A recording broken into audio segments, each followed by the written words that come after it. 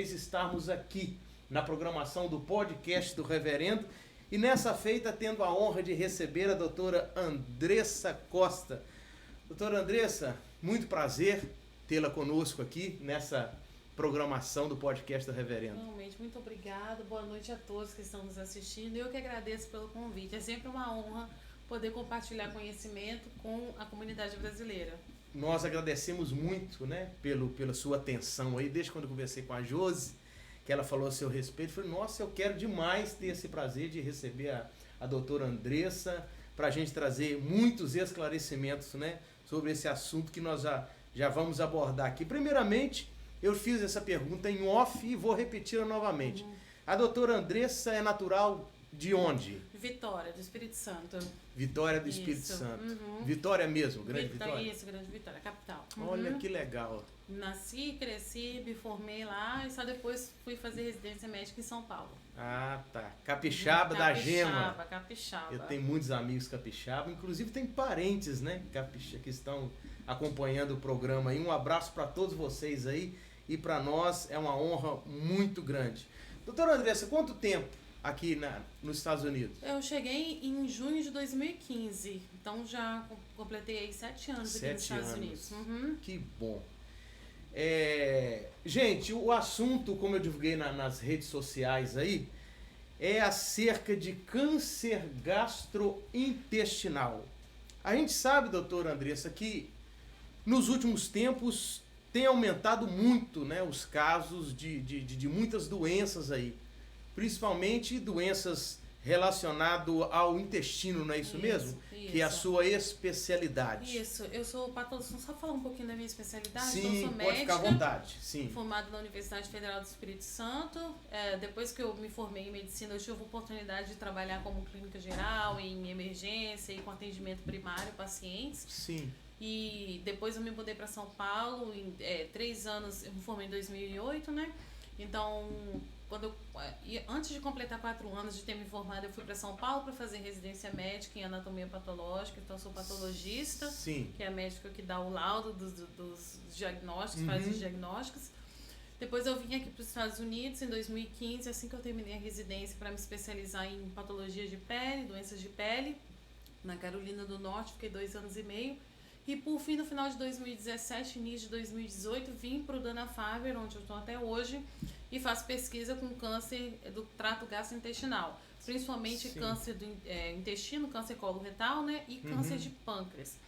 Então, o senhor está certo, a incidência de câncer ela tem aumentado, a incidência de câncer de maneira geral tem aumentado, Sim. Não somente devido à incidência por si, mas também devido ao número cada vez maior de diagnósticos precoces. Então, hoje em dia já se consegue fazer o diagnóstico muito antes do que era feito antigamente, por causa de exames mais sensíveis, mais específicos. Que é a colonoscopia, no caso.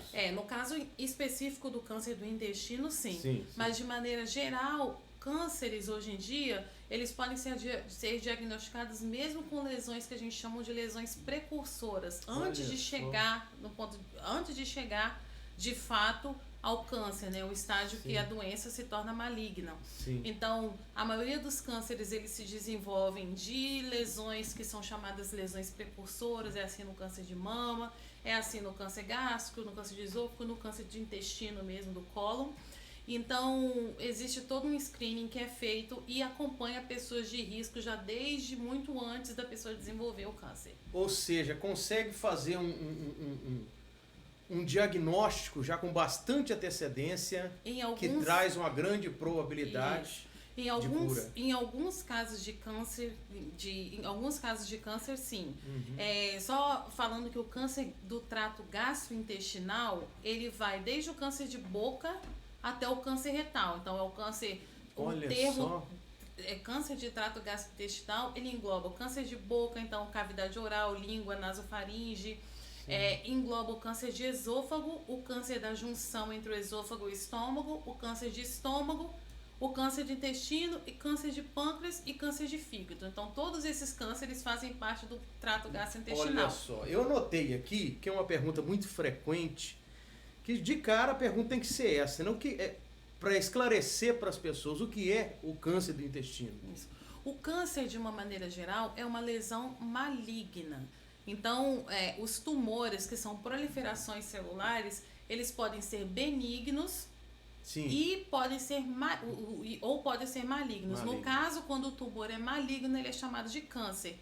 Então, é quando as células se proliferam, se dividem muito rápido. Espalha muito rápido. Espalha, cresce, e aí ele tem potencial de invadir. Começa às vezes na superfície, aprofunda para a camada muscular, vai passando, divide. Ele vai se enraizando, se enraizando, entra na corrente sanguínea, vai para os gânglios, né, que o pessoal chama de íngua quando está aumentado. Então vai para os linfonodos, espalha pela corrente sanguínea, chega em outros sítios. Sim. Então esse é o câncer. Isso é o que é o câncer. E câncer do trato gastrointestinal engloba todos esses órgãos. Quando a pessoa fala câncer do intestino, ela está se referindo única e exclusivamente principalmente ao câncer de cólon, que é o câncer coloretal. Sim. Que dentre os cânceres de trato gastrointestinal é o câncer mais comum. O câncer coloretal, se a gente levar em consideração todos os cânceres do trato gastrointestinal, desde a boca até o reto, eles são os maiores responsáveis pelas causas de câncer no mundo. Se a gente levar em consideração só o câncer de cólon, ele é a terceira maior causa de câncer entre homens e mulheres, podendo variar um pouquinho. Em que escala que ele estava? Seguido pelo câncer de pâncreas. O câncer de pâncreas também é um câncer que tem aumentado a incidência, o diagnóstico recentemente tem aumentado com mais muito. Frequência, né? Então seria o câncer de cólon e o de pâncreas lutando ali pelo terceiro e quarto lugar. No entanto, o câncer de pâncreas é muito mais letal que o câncer de cólon. Bem mais agressivo. Mais agressivo, sobrevida muito baixa. Sim, esses dias aí o Brasil principalmente foi pego de surpresa, uma revelação da Simone, né? Eu que já vou beirando 50 já, eu lembro do Balão Mágico e a gente acompanhou bastante a carreira da Simone. E eu vi ela deu a notícia junto de um médico, né, de um doutor, e ela muito motivada, muito assim, sabe, pra cima, aquilo não abalou ela no momento ali, porque o médico deu também as explicações acerca de como é feito o tratamento e tudo mais. É o que eu vou te perguntar agora. O câncer no intestino, ele tem cura, doutor Andressa? Ele tem tratamento dependendo do estágio. Então, para cada tipo de estágio, ele tem um tratamento específico. Em alguns casos, ele pode ser necessária apenas a retirada daquele tumor local, se ele não invadiu. Como que é o nome? É pólipo? Pólipo. O pólipo é uma proliferação de células que ela pode ser benigna, quer dizer que não representa câncer. Sim. Mas ela é um fator de risco para câncer, pode ser um fator de risco para câncer de intestino. Esse pólipo, ele pode ser tanto benigno, por isso que toda vez que a pessoa faz uma colonoscopia e ela acha um pólipo, esse pólipo é retirado, esse pólipo é enviado para médico, para análise, para o patologista. Sim. E ali a gente consegue ver se aquelas células que estão proliferando são células benignas, são células do intestino que só cresceram, ou se elas têm características malignas. A gente sempre recomenda que retire o pólipo, de qualquer maneira. Detectou que seja... Detectou, tirou. O médico não tira o pólipo e fica um pedacinho, não tira só um pedacinho. A ideal é que remova tudo. Se aquele pólipo for um pólipo maligno, se for um câncer, já um câncer precoce, e dependendo até onde está invadindo, porque o câncer ele é categorizado, né? Ele é estadiado de acordo com a invasão. Então, se ele é apenas superficial, só está ali recobrindo a parede do intestino, aquele pólipo é retirado e o paciente é observado. Depois de algum tempo, repete a colonoscopia. Se ele for um pólipo que ele já está invadindo, já está infiltrando... praticamente enraizado. Isso, aí se recomenda outro tratamento, né? Dependendo de até onde ele vai, se recomenda a retirada. Sim. Depois se recomenda a retirada de um pedaço do intestino. Dependendo de como o câncer se apresenta, né, de acordo com o que ele invadiu, às vezes é necessário fazer adição de radioterapia ou quimioterapia, ou os dois, às vezes antes da cirurgia, às vezes depois da cirurgia, e às vezes quando o câncer já invadiu bastante, que a cirurgia não cura o câncer mais, aí é só a rádio. Às vezes faz a rádio e a quimio, e às vezes faz a cirurgia não na tentativa de curar, mas na tentativa de melhorar a qualidade de vida do paciente. Porque a cirurgia no câncer, ela não é apenas para curar, ela tem intenção curativa sim, mas dependendo de qual estágio da doença, não existe mais potencial de cura por meio da cirurgia. Sim. Então ele é retirado apenas para melhorar a qualidade de vida do paciente. E vai fazendo o tratamento, né? E vai fazendo o tratamento e acompanhamento. E dependendo do nível, se é um nível muito avançado, que o tratamento de radioterapia, quimioterapia e cirurgia, o tratamento para curar aquele câncer, ele já não é efetivo mais. É feito apenas oferecido à família o acompanhamento apenas paliativo, de maneira que a pessoa consiga ter qualidade de vida pelos dias que restam. Né? Isso. Nós vamos chegar no tópico agora, doutora Andressa, que a gente, como se diz, todo podcast que a gente vai fazer, a gente é curioso e estuda acerca. E eu já sou curioso de natureza. Inclusive tem um doutor Intestino, que ele é muito bom e até evangélico também, né? Eu acho que é o doutor Fernando, se não me engano o nome dele. Eu não conheço. E eu acompanho bastante os vídeos dele lá. E assim, mais ou menos a gente tem uma noção aqui. E esse é um dos pontos mais, assim, que eu gostaria que você pode aprofundar à vontade aí, porque muita gente precisa de ouvir isso. O que aumenta o risco do câncer? Sim. Então vamos falar fatores de risco. Porque assim, eu como já sempre dei aula a minha vida toda, a gente sempre tem um outline que a gente segue toda vez que a gente está falando de qualquer doença. Primeiro, quem tem esse tipo de doença? Qual é a faixa etária? Qual é a população? Segundo, quais são os fatores de risco? Que a gente divide, no caso de câncer, em fatores de risco modificáveis e não modificáveis. Um pouquinho antes, qual que é a causa? Daí vem os fatores de risco, daí vem quais são os sinais e sintomas e, por fim, como eu vou prevenir. E, por fim, né, que a gente já até falou um pouquinho a respeito de tratamento. Então, basicamente, se a gente for falar, a gente já falou o que é o câncer, que é a proliferação, né, dessas células. Quais são as pessoas que podem ter o risco de câncer? Porque às vezes quando a gente começa a falar de câncer, primeiro, câncer, a palavra, ela já assusta muito as pessoas, né? Sim. E aí as pessoas perguntam, qualquer pessoa pode ter câncer? Naturalmente, qualquer pessoa pode desenvolver um câncer, uma neoplasia maligna. Todo ser humano tem uma predisposição, né? Sabe por quê? Porque o câncer ele é multifatorial. Então, ele tem um componente genético, que a pessoa nasceu com aquela mutação. Que é uma das perguntas aqui também. Isso. Então, a pessoa nasceu com aquela mutação, tem uma mutação na família, uma história familiar, síndromes genéticas, e existem os fatores, existem os fatores ambientais, coisas que podem aumentar a incidência de câncer. E daí vem os fatores de risco. Então, qualquer pessoa pode ter câncer, é verdade. No entanto, a maioria dos cânceres do trato gastrointestinal, eles geralmente acometem pessoas ali a partir dos seus 50, 55 anos. Mas isso pode iniciar mais precocemente se existe na família, história familiar histórico de câncer. Já de pessoas Isso vale para o câncer cânceres que têm muita predisposição familiar, câncer principalmente de intestino, câncer de cólon. Então a pessoa, se ela tem história de síndromes como polipose adenomatosa familiar, que é como se o intestino dela fosse... É o intestino dela cheio de pequenos pólipos, vários, múltiplos. Olha só. Então, se aquela pessoa ali... Já é a genética. A genética, é polipose adenomatosa familiar. E ela já é fator de risco para câncer de cólon. Então, assim, quais são os fatores de risco? Então, quem pode ter? Todo mundo, eventualmente, pode ter câncer do trato gastrointestinal. Mas, geralmente, idades mais avançadas. Quando a pessoa desenvolve em idade mais precoce, é porque já existe uma história familiar ou uma predisposição genética. Sim. Quais são os fatores de risco para câncer do trato gastrointestinal? Isso.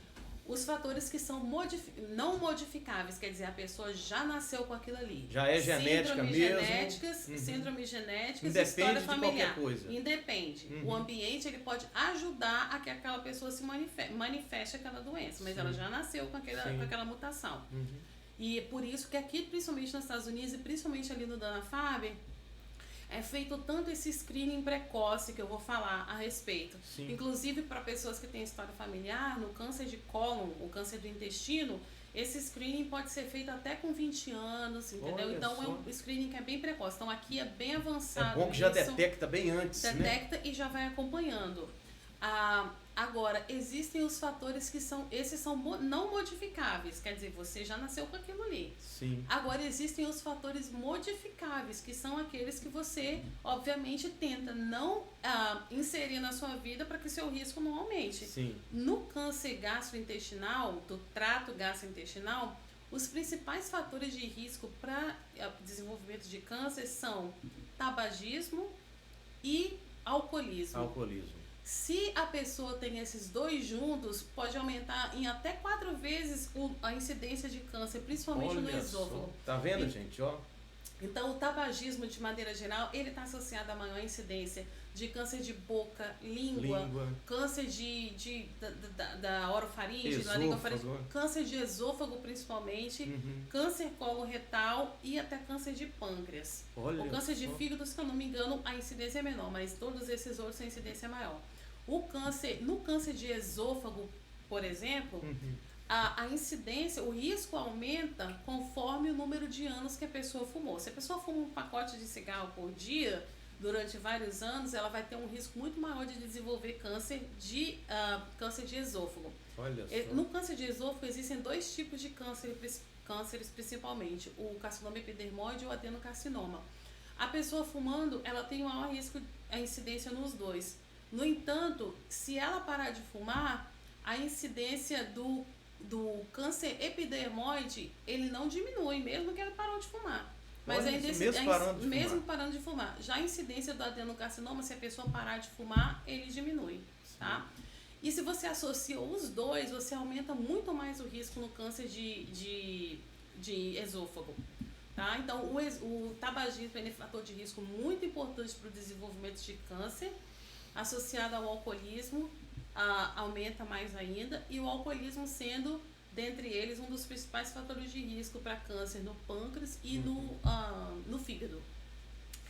Eu vou deixar a doutora Andressa aqui respirar um pouco e tomar uma água ali, né? Que ela já veio agora na correria do trabalho direto para cá, nos deu essa honra, né? E nós só temos que agradecer. E eu vou aproveitar para fazer uma coisa que eu não faço praticamente, eu vejo meus amigos que são youtubers fazendo aí, né? Estão falando, rapaz, você tem que falar do seu canal, Emerson, e tudo mais. Então, gente, podcast do Reverendo, entra lá, se inscreva, o canal está crescendo, graças a Deus. No Insta aí também, muita gente acompanhando, que bom ter vocês conosco aí, né? Me segue no Instagram, PR_Emerson7, PR_Emerson7. Graças a Deus, no Insta também, já estamos chegando a quase 30 mil seguidores, né? Então, graças a Deus, está tendo repercussão muito boa pela netfé.tv também, muita gente assistindo. Então, você aí que puder dar essa força aí, nos siga aí no Instagram e também podcast do Reverendo, se inscrever para dar essa força para nós aí, curtir, comentar também. Se você tiver alguma pergunta depois para fazer aí, pode deixar, vai ficar registrado aí, né? Vamos marcar outra vinda da doutora Andressa aqui, que eu estou gostando desse papo. Doutora Andressa, deixa eu te perguntar. O fator alimentação. Isso que eu ia falar agora. Eita glória! Porque tem gente perto aqui precisando de ouvir também, sabe? Incluindo eu, né? Não tô falando isso só. Serve pra mim também. Mas eu ia falar que, assim, eu comecei a falar dos fatores de risco que são modificáveis, que são o tabagismo e o alcoolismo. Aí logo vem a dieta. Então, a dieta, a gente sabe, principalmente aqui nos Estados Unidos, que é uma dieta rica em alimentos ultraprocessados, muito rico em fast food, também está associado a maior incidência de câncer. A alimentação, uma dieta rica uma dieta composta principalmente por alimentos ricos em gordura, estão associados a basicamente todos os cânceres do trato gastrointestinal. Principalmente a carne vermelha, né? Carne vermelha ultraprocessada. Tem alguns artigos, eles são ainda um pouco inconclusivos, né? Porque eles afirmam que uma dieta mais mediterrânea, mais rica em fibras, em vegetais, em frutas, ela seria uma dieta mais apropriada do que as comidas mais mais ultraprocessadas, como as que a gente come aqui, né? Salsicha, presunto. Isso, estaria associado a um maior risco de câncer. E especificamente no câncer de esôfago, também a alta ingestão de dietas com muito sal também está associado ao aumento da incidência de câncer de esôfago. E nos outros órgãos, de maneira geral, dietas ricas em gorduras pobres em fibras e pobres em vegetais e frutas. Olha só. Aí vem um outro fator de risco que também está associado com a dieta, que é a obesidade e sobrepeso. Obesidade já provou ser fator de risco tanto para câncer de cólon, para todos os cânceres do trato gastrointestinal. E agora, mais especificamente, também associado ao câncer de pâncreas. Então, a obesidade também é um fator muito... Isso. Então, eu colocaria assim, entre os fatores de risco que são modificáveis, por que eu falo isso? Que você pode modificar e diminuir sua incidência, e diminuir a chance de você ter câncer. Seria não fumar, né? Não tabagismo, não beber, não alcoolismo. Sim. Ter uma dieta regrada, rica em fibras, vegetais e frutas e pobre em gorduras e sal. Então, isso te levaria a ter um peso adequado, né, para a idade, para tudo. E a quinta seria a prática de atividades físicas, que ela está associada também a menor incidência de câncer. Sair do sedentarismo mesmo. Sair do sedentarismo. Não dá desculpa nenhuma. Não, é fazer atividade. Eu tô começando a criar coragem para caminhar. Por esses dias eu comecei esse negócio. É comer bem, fazer atividade física, não fumar e não beber. Graças a Deus, não fumo, não bebo, aí já contribui muito. Exatamente, porque eu digo assim, às vezes a pessoa já tem história familiar. Sim. Aí você vai adicionar tudo isso ainda, então você tá aí vira uma bomba atômica, né? Isso. Bebe, fuma, come totalmente fora do normal, né? Olha os alimentos que um dos que mais consome aqui na América, né? Bacon, salsicha, né? O famoso hot dog aí, presunto, e é gostoso, né? E as comidas enlatadas também, né? Tudo enlatado. Não é? E aqui, pelo fato aqui a vida ser muito corrida, né, doutora Andressa? Infelizmente o povo tem essa predisposição de procurar aquilo que é mais fácil ali. Isso. E vai no fast food ali, não, aqui é mais rápido e tal, resolve logo o meu problema. Né? Quando vai no mercado já quer os enlatados, e não, que aqui é rapidinho, já está pronto, e não tem... Ou seja, aquilo que parece ser um benefício momentâneo pode trazer sérios riscos para o futuro. Isso, é verdade. É verdade? É verdade. Então a pessoa tem que... Gente, a gente sempre analisa esse contexto porque a coisa é séria. De repente você está novo, você que está mais novo aí, não tem problema, eu como de tudo e tal. Já tem algum tempo que eu não tomo refrigerante. Alguns anos. Eu tomo, para não dizer que eu não tomo, final de ano, Natal, Ano Novo, que eu tomo um pouquinho, depois não mais o restante do ano. Que também já é algo que ajuda a evitar muitas coisas, né? Do câncer, diabetes, outras coisas mais aí. Então, doutor Andressa, então a pessoa tem que estar alerta quanto a isso. Isso. E uma coisa que eu queria falar é que, então, se você já tirou todos esses fatores de risco, né? A pessoa tá também. Sim. Agora, uma coisa que eu queria, que é interessante a gente lembrar, é que os cânceres de todo o trato gastrointestinal, eles têm sintomas muito específicos. Então, dificilmente a pessoa vai ficar muito tempo sem ser diagnosticada, a não ser que ela não esteja atenta a sinais que o seu organismo está demonstrando que tem alguma coisa errada. Diz que no começo ele é assintomático também. Dependendo da fase, sim. Mas existem doenças que entram como doenças que levam a maior predisposição ao câncer. Sim. Então, são pessoas que já são acompanhadas há algum tempo. Então, pessoas que têm doença do refluxo, por exemplo, né? Aquela sensação de amargor, azedo, dor aqui no tórax, né? Na região do esôfago. Sensação que a pessoa está empanzinada. Isso. Então, não é que as pessoas que têm doença do refluxo, que é o refluxo gastroesofágico, é a doença do refluxo gastroesofágico, que é o nome completo, não significa que elas vão ter câncer, vão desenvolver câncer de esôfago. Mas elas têm um maior risco. Então, uma vez ou outra, né? Se a pessoa tem refluxo ou gastrite, vai ser feita uma endoscopia.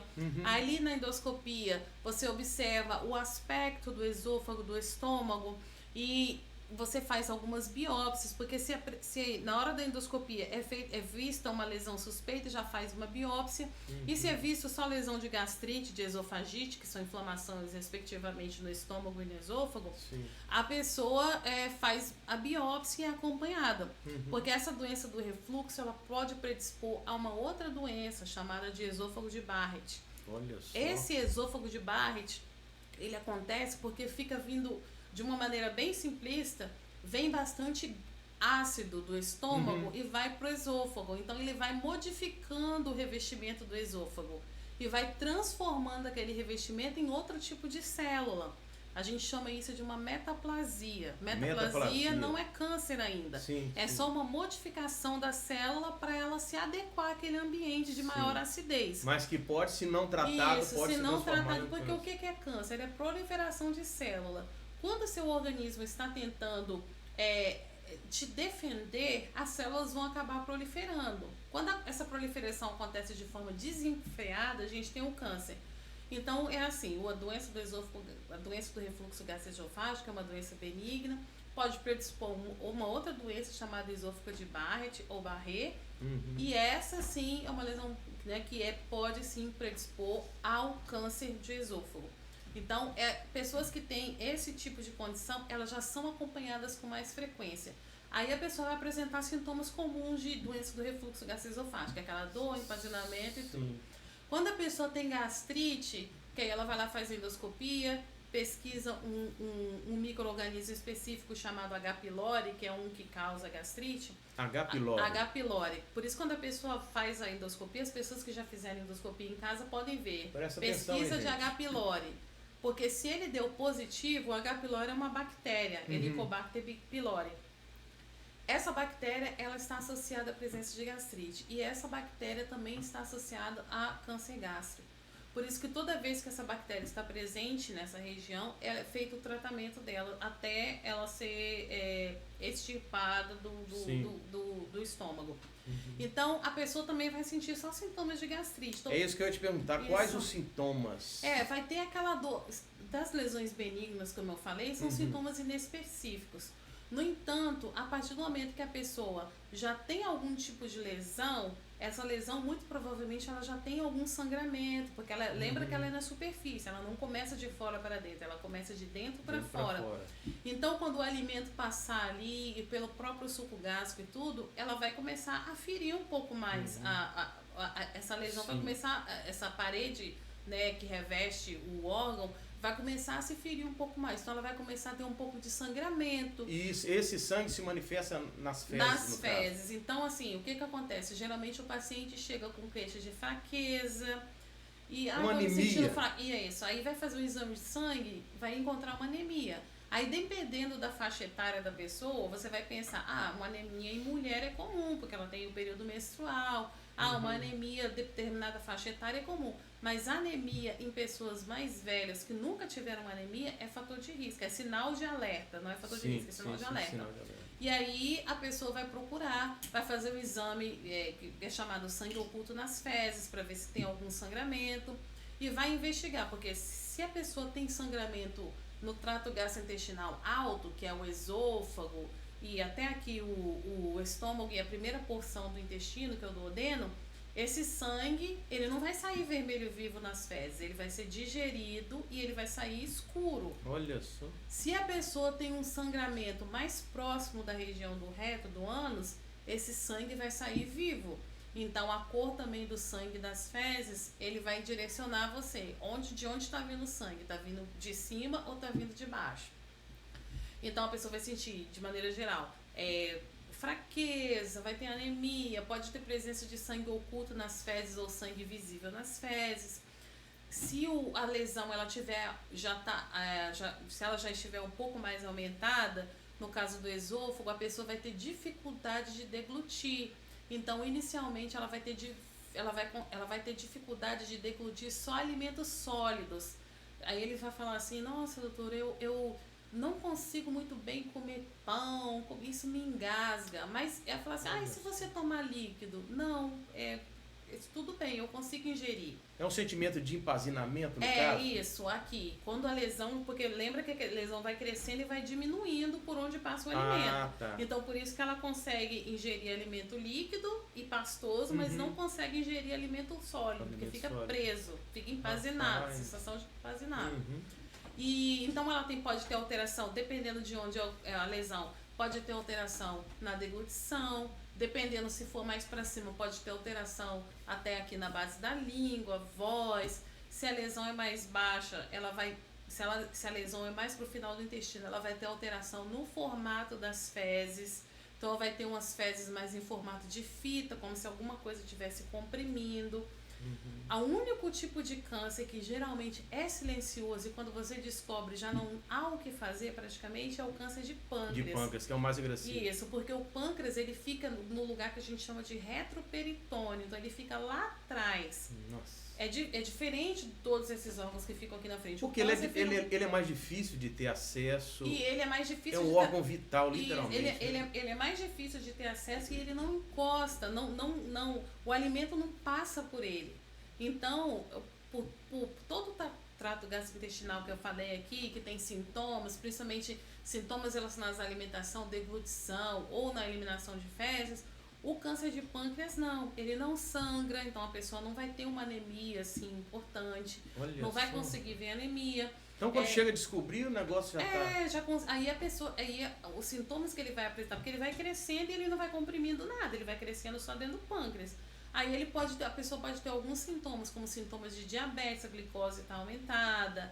Aí quando ele começa a dar sintoma é porque ele realmente já está comprimindo os ductos ali e pode causar pancreatite, que dói. Pancreatite aguda, né? Pancreatite dói.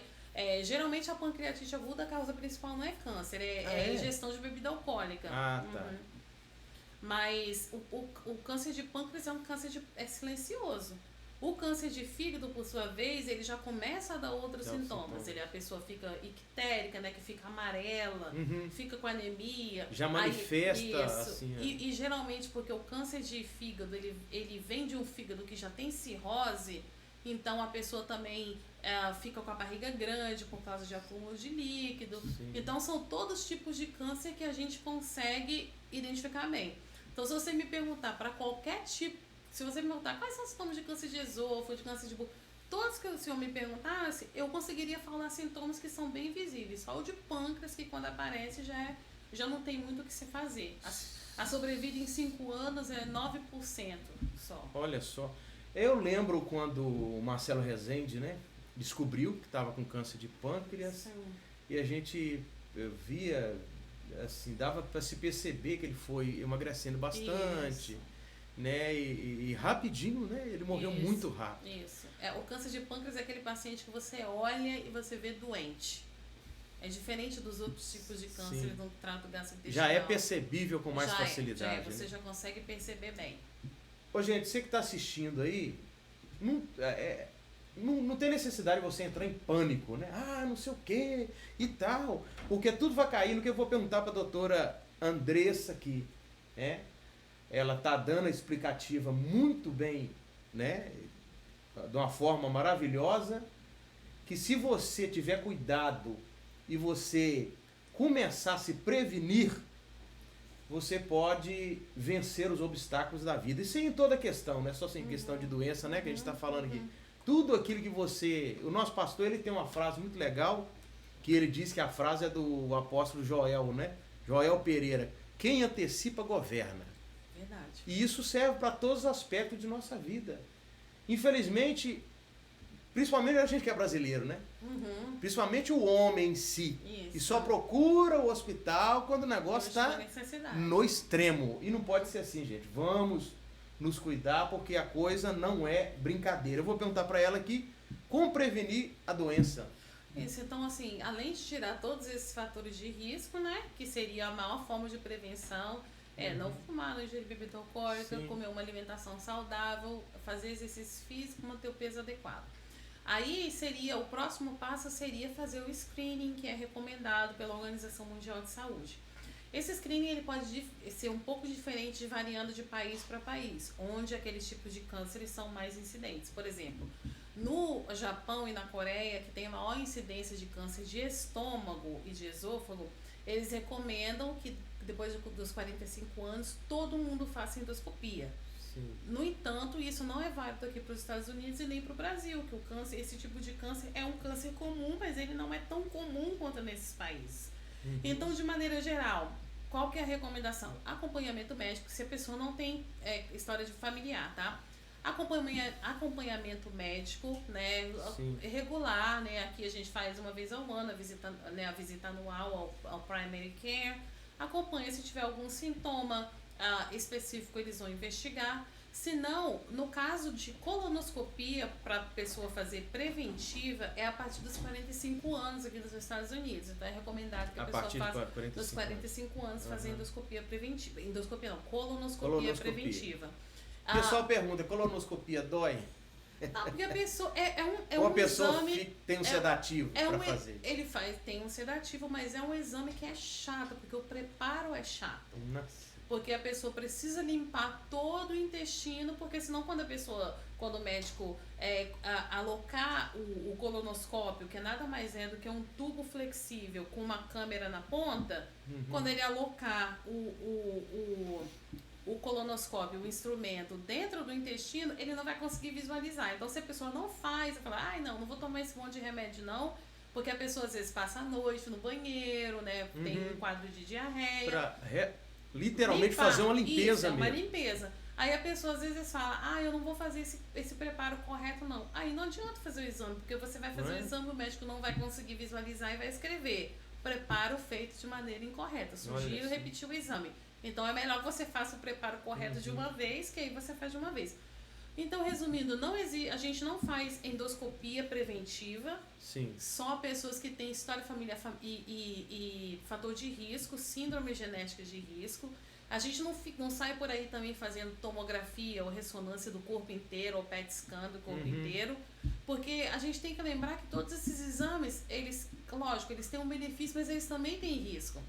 A radiação da própria tomografia, o próprio exame em si, a logística dele já é um fator de risco. Existe risco ao se fazer colonoscopia, existe risco ao se fazer endoscopia, mas os riscos, obviamente, dentro do contexto de câncer, o risco é menor que o benefício. O risco é menor que o benefício.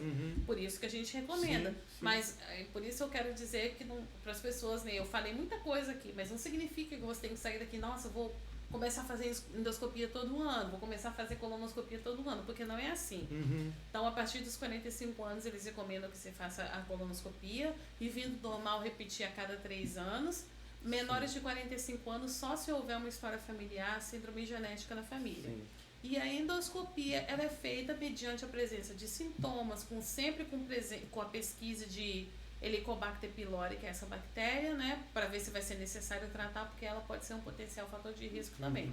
Fora isso, você não precisa ficar fazendo tomografia, ressonância, PET scan, ultrassonografia, não precisa. Só porque, como eu falei, todas essas doenças, exceto o câncer de pâncreas, eles dão sintomatologia. Hoje em dia, falando aqui do suprassumo da pesquisa agora, que é o que a gente tem feito lá no Dana-Farber, tem se feito pesquisa a gente chama de cell-free DNA, que pesquisa pelo sangue a presença de DNA tumoral, para ver se esse tumor já, do caso do câncer de pâncreas. Porque o câncer, todos esses outros cânceres que eu falei, do esôfago até o reto, as lesões, elas são visíveis se a pessoa faz uma colonoscopia, uma endoscopia. O câncer de pâncreas, se você fizer uma ressonância e tudo, você não consegue visualizar a lesão pré-cancerosa. A lesão pré-cancerosa não. Então, no câncer de esôfago, de estômago, de intestino, se você vê uma lesão pré-cancerosa, aquele tumor que ainda não infiltrou tudo, você consegue ir lá tirar. Consegue detectar e remover. Isso, mas no câncer de pâncreas você não consegue fazer isso com a ressonância ou com tomografia. Você não vê. Quando ela aparece, ela já é câncer, ela não é mais pré-cancerosa. Não é o pré-canceroso. E agora o grupo então não existe o câncer benigno de pâncreas. Não, porque câncer por si só ele já é um tumor maligno. O tumor ele pode ser benigno ou maligno. Sim. Quando você fala a palavra câncer, você já está falando que é maligno. Que isso? A lesão pré-cancerosa do pâncreas, existem algumas, a mais comum é a lesão intraepitelial do pâncreas. Ele não é visualizado por exame, mas o grupo de pesquisa do qual eu faço parte tem investigado cada vez mais essa lesão. Que o nosso objetivo é conseguir pegar essa lesão o quanto antes, para você dar mais chances de tratamento para aquela pessoa. Sim. Quer dizer, quanto antes a pessoa ter essas informações todas aí, procurar se precaver, Isso. né? Evita um desgaste maior. Isso. A realidade é essa, né? Isso. E existe, como se diz, a outra pergunta frequente, o pessoal, né, manda mensagem perguntando qual o tratamento, né, adequado, então, o que fazer. Então, o tratamento depende da fase em que a lesão se encontra, como eu falei. Todo paciente que ele tem uma lesão que é dita câncer, que é uma lesão cancerosa, ele é feito o exame, é feita a biópsia, feita a retirada, e aí a gente faz o estadiamento. Essa biópsia, desculpe te interromper, doutora Andressa, ela tem que se fazer, no caso, uma cirurgia para remover? Não, como que é feito isso? Não, às vezes pelo próprio, no caso da lesão do estômago, do esôfago e do estômago, é com a endoscopia, a própria endoscopia. Aí o médico está visualizando lá na pontinha com a câmera e ele enfia por um outro orifício, ele enfia uma pinçazinha que vai até lá embaixo e ele, visualizando a lesão, ele tira um pedacinho. Ele consegue retirar? Retira um pedacinho. Tanto que, não sei se você já fez endoscopia, depois no final tem uns potinhos assim com as lesões, aí ele tira, numera e diz, isso aqui foi de determinada região, essa é de determinada, essa é de outra, e manda para o patologista. Aí a gente olha e fala, lesão benigna, câncer, enfim. Então, a biópsia é feita durante o exame. Durante o exame. Todas essas biópsias que eu estou falando, elas são minimamente invasivas. Então, são lesões de... Você não abre o paciente para fazer biópsia. É bom explicar que muita gente... Eu fico curioso, né? Eu sou curioso nesses pontos aí. Você faz por vídeo, a maioria das vezes. Por vídeo mesmo? Isso, por vídeo, para fazer o diagnóstico. Sim. E às vezes, se a pessoa, né, tem líquido, aí é só enfia a agulha e retira com o material. Então, é minimamente invasiva. O tratamento depende do estágio da doença. O estágio é definido pelo tamanho do tumor, pelo comprometimento, até que nível ele está invadindo. Sim. E se ele infiltrou ou não outras estruturas, outros órgãos e outras estruturas. Dependendo desse estadiamento, é feito só a retirada local. Então, por exemplo, se é um pólipo do intestino e que ele só está na mucosa, aí, então a gente fala, olha, a lesão foi toda retirada, então você não precisa fazer nenhuma cirurgia, é só acompanhar. Mas aí aquele paciente vai fazer colonoscopia com mais frequência para ver se a lesão cresceu ou não. Nesse caso aí, né? Nesse caso. Agora, se a lesão está mais infiltrada, você fala, olha, a lesão está infiltrada, você precisa voltar lá e tirar um segmento do intestino, porque a lesão infiltrou mais do que você tirou. Aí o cirurgião vai lá, faz a cirurgia aberta, retira uma parte. Aí que é feito a cirurgia, no caso. Aí às vezes o paciente vai lá, olha, essa lesão, ela já transpassou a parede, ela já invadiu os gânglios, ela já está em outros lugares. Aí o que o cirurgião faz? Faz uma rádio e uma quimioterapia antes de operar, para diminuir o tamanho, porque a rádio e a quimioterapia, principalmente a rádio, diminui o tamanho do tumor. E aí, com o tumor menor, você tem maior chance de tirar o tumor. Fazer a remoção, de fazer a remoção. E aí, em alguns casos, você faz essa radioquímio antes, retira o tumor e completa com a radioquímio depois. E em alguns casos, olha, já invadiu outros órgãos, já tem... Aí, porque quando a gente vai fazer o estadiamento, olha a lesão, mas olha e faz uma avaliação geral para ver se tem outras lesões no cérebro, no fígado. Um check-up geral, literalmente. Porque pulmão, fígado e cérebro são os locais mais comuns de ter metástase.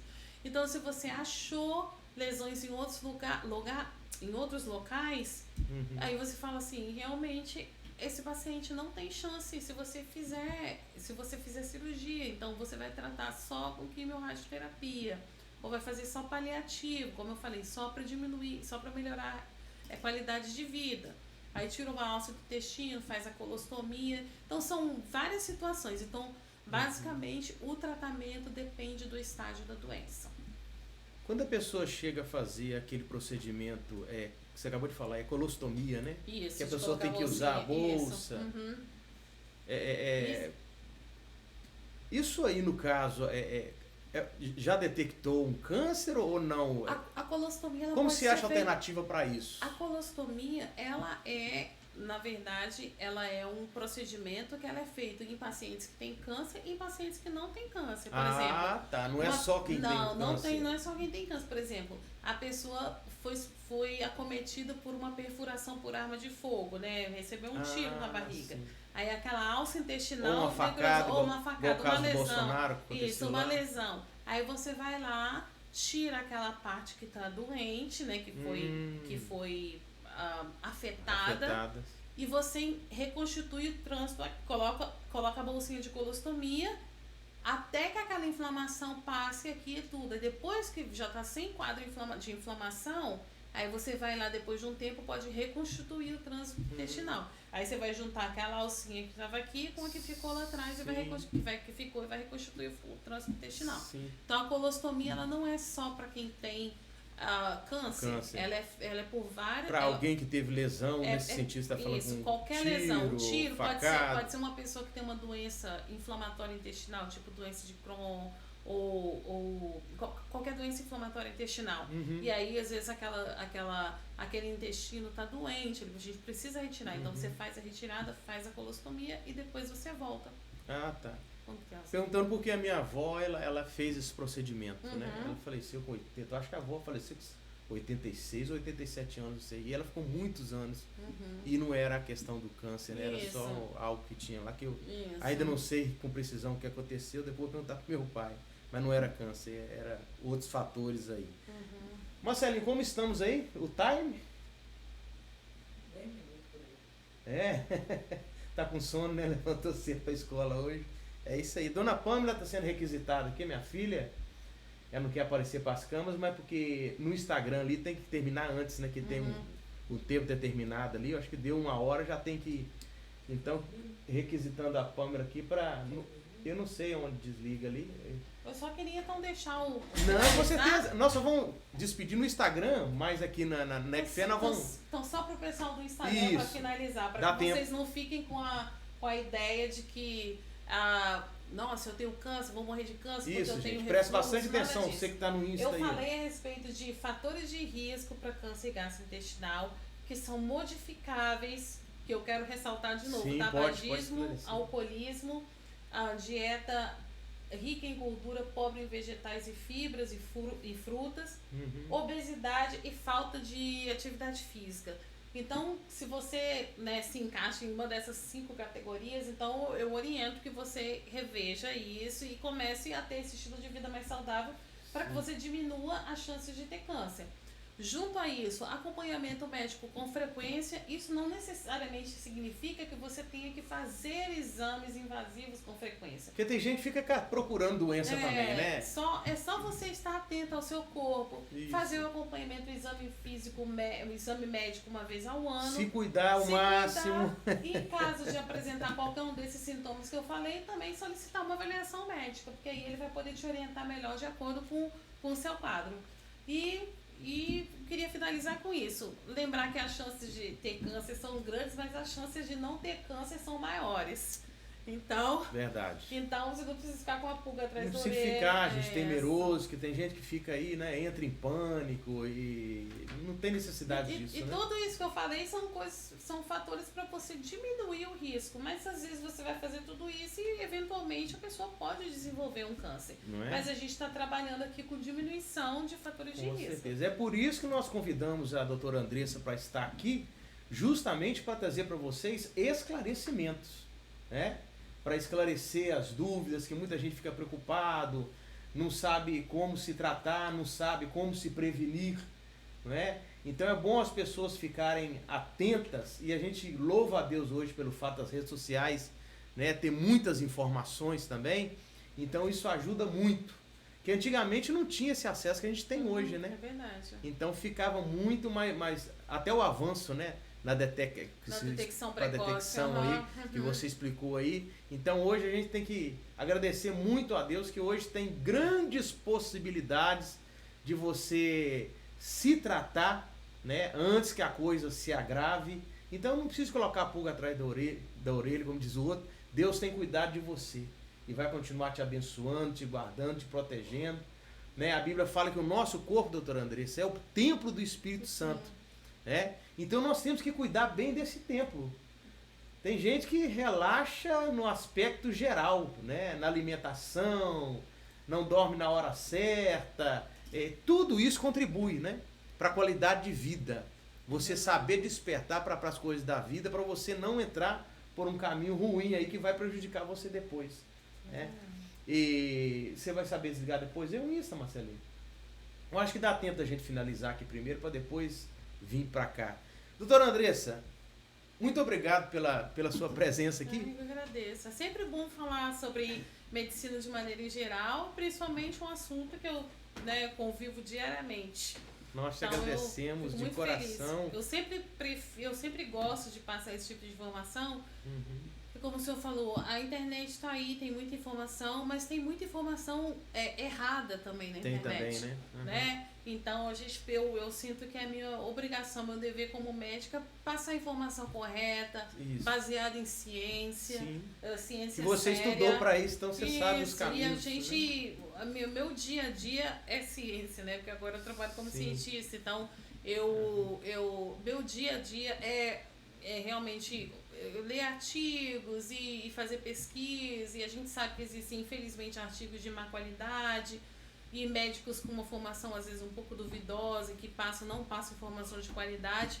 Então eu sinto que é minha obrigação também passar essa informação de maneira correta. Sim. Marcelinho, faz favor, pode me trazer o celular aqui?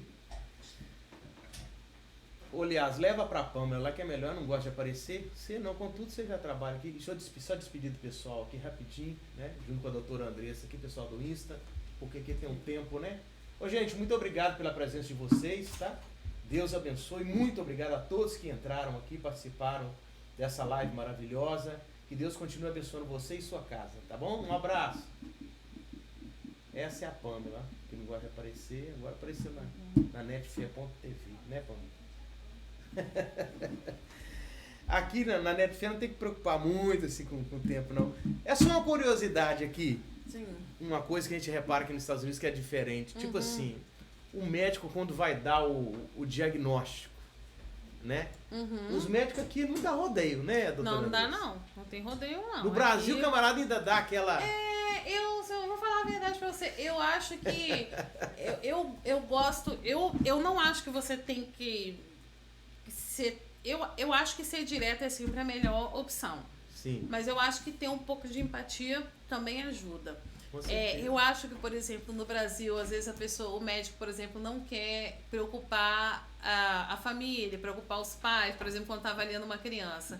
Aí fala, é só um princípio de pneumonia, é só uma gripezinha. Quando, na verdade, não existe princípio de pneumonia, é uma pneumonia. Eu tive uma pneumonia e a médica, quando eu voltei de novo para consultar com a outra médica, eu falei assim, eu tive um princípio... Ela falou, não existe isso. Justamente, isso que eu tô te falando, é pneumonia. Então, às vezes a pessoa vai lá e para tentar minimizar, é só um tumorzinho, é um câncer.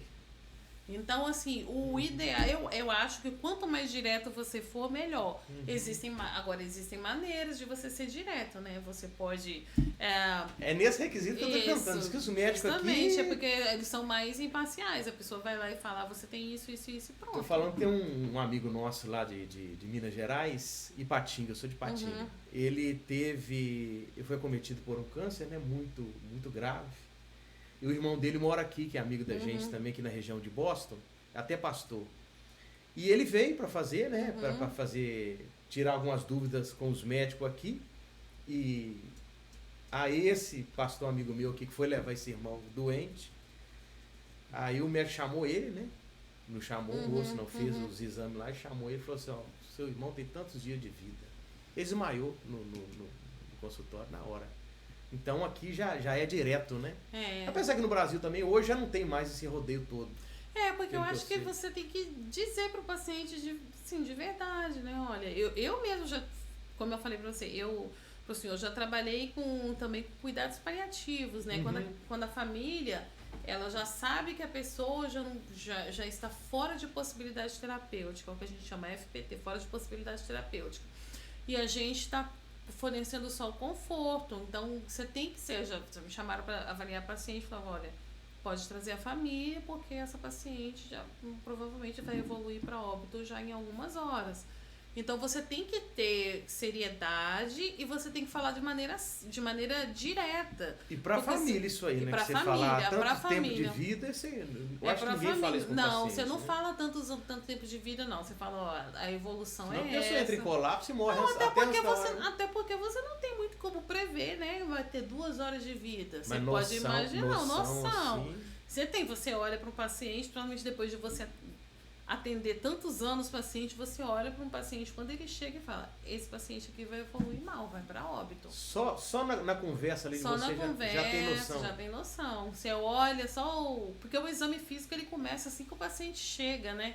Então só de você olhar, você fala assim, esse paciente está com a cara. Sim. Eu vi uma entrevista do Leonardo esses dias, na época que o Leandro, né? Da dupla Leandro e Leonardo, teve aquele câncer que já estava grande, né? Quando descobriu, o negócio já estava perto dos pulmões, né? Aí o Leonardo conta, né? Que o médico virou para ele e falou assim, eu sinto muito, mas seu irmão tem tanto tempo de vida. Ele segurou para ele, dizer que depois de muito tempo que ele foi falar com a família. Dizer que não contou para ninguém da família que segurou com ele, porque ele já sabia da situação e que felizmente, né? Agravou e veio, o Leandro veio a óbito. Doutora Andressa, não tem nem palavras para te agradecer mais uma vez pelo carinho, né? Você saiu direto do seu trabalho, veio direto para cá e para nós está sendo um prazer muito grande te receber aqui.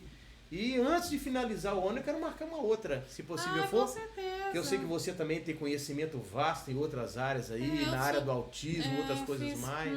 É porque eu tenho o meu filho que é autista, né? Então eu aprendi muito pro autismo depois que eu fui mãe. E aí, de maneira geral, eu sempre digo, né? Eu falo isso porque quando eu me formei, eu tinha um professor que falava isso. Eu sou médico do parto ao infarto. Quando a gente estuda medicina, leva a sério, você tem propriedade para falar a respeito de várias outras áreas. Com certeza. Porque, claro, uma das principais prerrogativas para uma pessoa, né? Uma pessoa séria falar a respeito de determinado assunto é que pelo menos ela se atualize a respeito do que está acontecendo nessas fases. Então, eu que agradeço, né? Como eu falei, para mim é sempre um prazer difundir informação baseada em ciência séria e combater tantas inverdades que às vezes são publicadas aí pela internet, né? Infelizmente. E ajudar, principalmente, a nossa comunidade brasileira aqui, né? Com informação. Verdade. Porque às vezes as pessoas, pela própria barreira do idioma, às vezes não conseguem um bom contato médico. Verdade. Porque às vezes precisa não tem um esclarecimento. Isso. Aí precisa, às vezes, de um tradutor na sala e o tradutor nem sempre consegue traduzir exatamente na íntegra o que o médico está falando, né?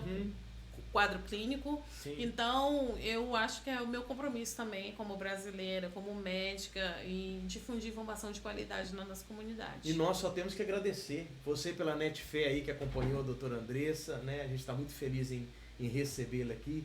Espero que você tenha sido foi de grande relevância para você, com certeza, e para a sua família. E nós queremos contar sempre com a sua audiência. Estamos pela netfé.tv, toda segunda-feira, 8 p.m, o podcast do Reverendo. E também no meu canal no YouTube, né? Vai ficar registrado depois aí esse vídeo maravilhoso com essas informações. E mais uma vez eu peço a você, se inscreva lá no podcast do Reverendo, no meu canal no YouTube, ajude a crescer o canal, me siga no Instagram, né? PR_Emerson7. E com certeza Deus tem nos dado esse privilégio de receber pessoas maravilhosas que têm contribuído muito, né? E isso é maravilhoso. Que Deus abençoe. Pode muito fazer obrigado. As suas considerações finais, pessoal. Obrigada por ter se interessado por trazer um tema que é tão relevante e que as pessoas precisam ter o conhecimento para até mesmo para fazer alteração desses fatores modificáveis de estilo de vida, para fazer um acompanhamento médico correto. E para que também não fiquem desesperados ao menor sintoma por achar que pode ser um câncer, né? Porque tudo que eu falei aqui foi dentro de um contexto. Todos esses sintomas aparecem dentro de um contexto. Então eu agradeço muito pela oportunidade de estar aqui, divulgando informação e à disposição. Muito obrigado, doutora Andressa. Que Deus abençoe sua vida, sua família, cada vez mais, né? Para nós é sempre um prazer receber pessoas especiais assim como você. Deus abençoe, pessoal. Obrigado, viu? a todos que acompanharam até agora o podcast Reverendo pela netfé.tv. Que Deus te abençoe rica e poderosamente. Um grande abraço a todos e até na próxima segunda, se Deus disser que sim.